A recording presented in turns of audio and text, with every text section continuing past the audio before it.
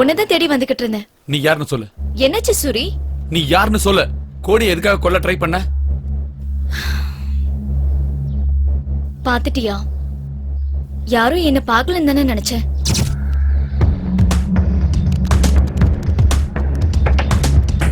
கோட்டியை எல்லாரும் எதுக்காக கொல்லணும்னு நினைக்கிறாங்க?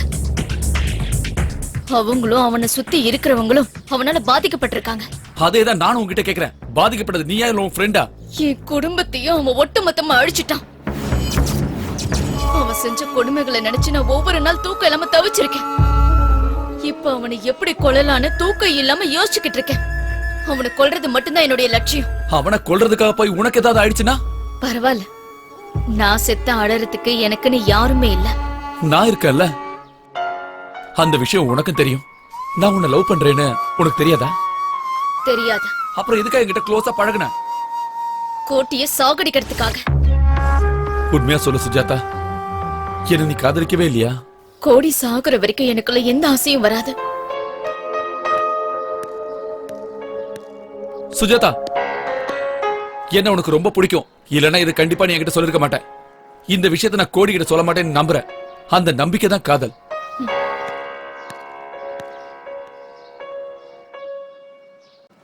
அம்மா ஆஷா, நல்லா இருக்கே செல்லம்? அப்பா, நான் தான் கிளாஸ்ல ஃபர்ஸ்ட் பா. அப்படியா? இன்னைக்கு தான் அப்பாவுக்கு தீபாவளியே. உனக்கு என்ன வேணும் சொல்லு.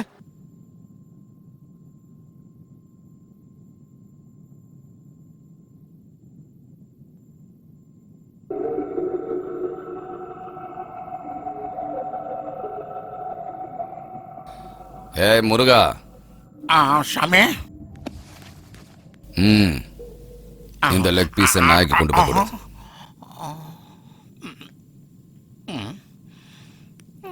ஆசையை கூப்பிட்டு வேற என்னமோன்னு நினைச்சேன். நாய்கிட்ட இருக்கிற பாசம் கூட மனுஷங்க கிட்ட கிடையாதுடா. இதெல்லாம் என்ன சொல்றது?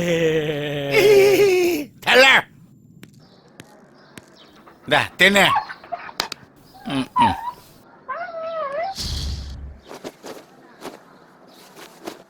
அம்மா, அம்மா.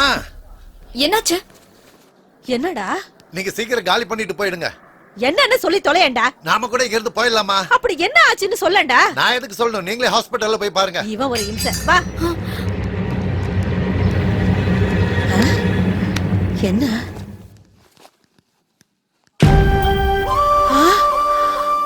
லட்சுமி, சுஜாதா வந்திருக்கா பாருமா.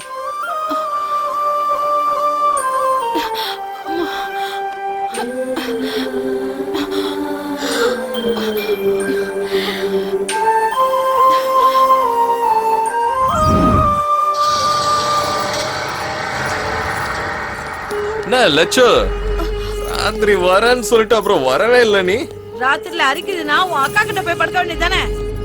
என்னடி சொன்ன?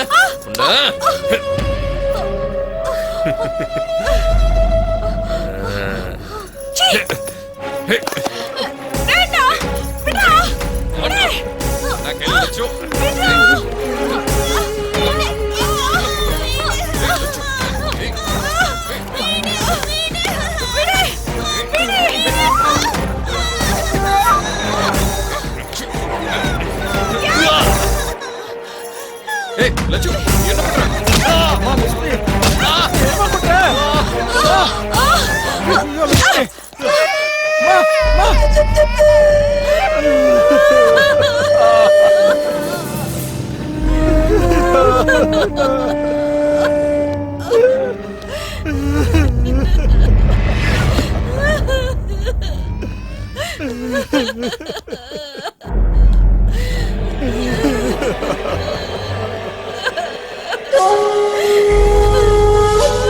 என்ன ஒண்ணும் பண்ணிடாதீங்க, உங்களுக்கு புண்ணியமா போகணும். பயப்படாம இரு. நீ நினைச்ச எதையும் நான் செய்ய மாட்டேன். ஒரு அற்புதமான அழகான பூவை பார்த்துட்டேன். அதை நான் அடையிற வரைக்கும் வேற எந்த பூவையும் தொட மாட்டேன்னு குலதெய்வ சாமிக்கு சத்தியம் பண்ணி கொடுத்துட்டேன். ஏண்டி என் வீட்டு நாயை அடிக்கிறதுக்கே பயப்படுவானுங்க. அப்படி இருக்கும்போது என் மருமகன் தலையா உடைக்கிறா? ஏய் முருகா, இவளுக்கு என்ன தண்டனடா கொடுக்கலாம்? தண்டனை தண்டனை இல்லடா, வரமே கொடுத்துட வேண்டியதுதான். உனக்கு இங்க பிடிக்கிறது இஷ்டம் இல்லைல்ல, அதனால இனி யாரும் அங்க பிடிக்காத மாதிரி பாத்துக்கிறா. ஏய்,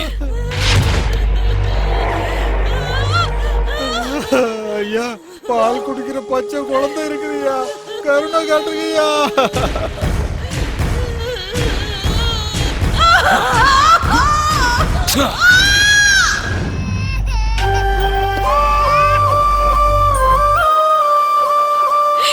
இனிமே என் குழந்தைக்கு பால் கூட கொடுக்க முடியாது. வருத்தப்படாத லட்சுமி, அழாத.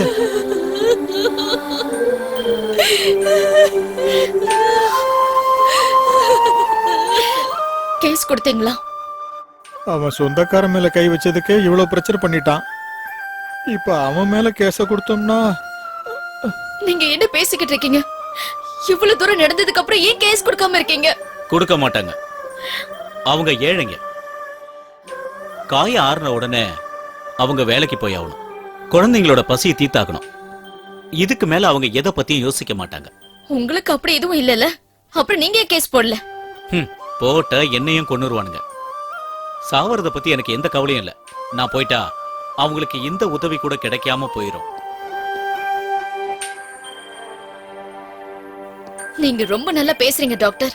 ஆனா உங்கள மாதிரி கோழத்தனமால என்னால இருக்க முடியாது. கேஸ் கொடுக்கற தைரியம் எனக்கு இருக்கு. கொடுக்கதான் போறேன். லக்ஷ்மி நான் உனக்கு சொந்தக்கார பொண்ணா? பார்த்த கொடுமையை ரிப்போர்ட் பண்றதுக்கு அவங்க என்னுடைய சொந்தக்காரங்களா இருக்கணும்னு அவசியம் இல்லையே. எந்த அவசியமும் கிடையாதுதான். ஆனா நாளைக்கு கோர்ட்டுக்கு வந்து சாட்சி எல்லாம் சொல்லுவீங்கல்ல? கண்டிப்பா. முதல்ல நீங்க கேஸ ஃபைல் பண்ணி முதல்ல அவனை அரெஸ்ட் பண்ணுங்க. நீ சொன்ன உடனே எல்லாம் அரெஸ்ட் பண்ண முடியாது. முதல்ல நாங்க வந்து என்கொயரி பண்றோம், சரியா? நீ சொன்ன மாதிரியே அந்த கோட்டி தப்பு பண்ணிருக்கான்னு தெரிஞ்சதுன்னா அவனை மட்டும் இல்ல, அவன் மொத்த கேங்கே நான் அரெஸ்ட் பண்ணுவேன்.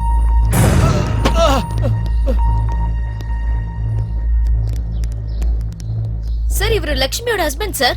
இவரை எதுக்காக அரெஸ்ட் பண்றீங்க? பொண்டாட்டி மேல சந்தேகப்பட்டு இவன் தான் இப்படி ஒரு காரியத்தை பண்ணிருக்கான். சரியான சாடிஸ்ட் இவன். பால் குடிக்கிற குழந்தை அது இருக்குன்னு தெரியாமனா? ஏன்னா உனக்கு இறக்கமே கிடையாதா என்ன? அவரு இதெல்லாம் பண்ணல சார். அவரு பண்ணல. வாயை திறந்து சொல்ல போறியா இல்லையா? இதெல்லாம் யாரா செஞ்சா? சொல்றா, சொல்ல போறியா இல்லையா? இத நான் தான் செஞ்சேன். தண்ணி அடிச்சு போதையில வெறி பிடிச்சு போய் நானே இத பண்ணிட்டேன் சார். நான் தான் இத பண்ணனேன். வண்டியில ஏத்துக்க.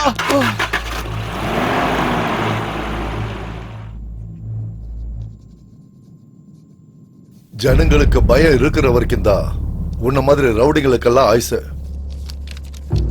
அவங்க மேல எப்பவும் ஒரு கண்ணு இருக்கணும். அப்பதான் உன் மேல அவங்களுக்கு பயம் இருக்கும். அந்த பயம்தான் எனக்கு ஓட்டா மாறும். ஜனங்களோட பயம்தான் நம்மளோட பவர். யானை கால்ல சங்கிலி போட்டு பூட்டியிருப்பாங்களே, பாத்திருக்கியா? அந்த சங்கிலிய யானையால ஈஸியா உடைச்சிட முடியும். ஆனா அந்த விஷயம் யானைக்கு தெரியாது. இங்க இருக்கிற ஜனங்க எல்லாம் யானை மாதிரி. அவங்களோட பலம் அவங்களுக்கு தெரியாத வரைக்கும் நாம பலசாலிங்க. தைரியம் தீப்பொறி மாதிரி. அது கொழுந்து விட்டு எரியறதுக்கு முன்னாடி அந்த கேஸ் கொடுத்தவனை கண்டுபிடி. இந்த ஸ்டேட் போலீஸோ பத்திரிகையோ மீடியாவோ அங்க வராம நான் பாத்துக்கிறேன்.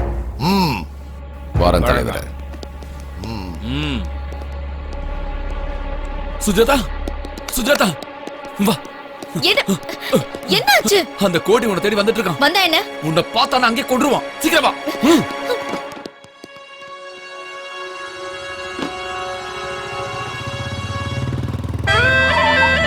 இதான் சாமி, அந்த பொண்ணு வீடு தான்.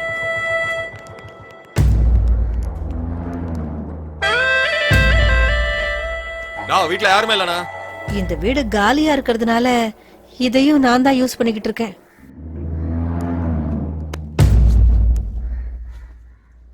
ஏய், என்னடி இது? இவ்வளவுதான் உன் சைஸா?